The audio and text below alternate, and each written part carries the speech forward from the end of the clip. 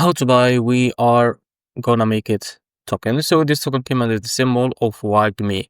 Now before we start, this is not financial advice. I'm not professional or economic expert. So if you're investing in any project that you found on my channel, please do your own research. Now before going on about this token, make sure to check the Direct account and keep following the updates about this token. As you can see, this token is available on the explainer. It's created 3 days ago and increased by 300% in less than 24 hours. And as you can see, the market cap is $4.9 billion, and this token trends in number 3 in the Ethereum section on the explainer. Now to be able to buy this token, what you need to do is just click it, copy the token address, and open a Bitget wallet. For that, as you can see, now go to your wallet, and from the top right corner, click here and make sure to select the Ethereum network.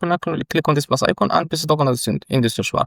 As you can see, before going and add this token to your wallet, make sure to read that risk, and if you are ready to go, click on this plus icon to add it to your wallet. Now go back to your wallet and click on the search icon and type it in the search, as you can see.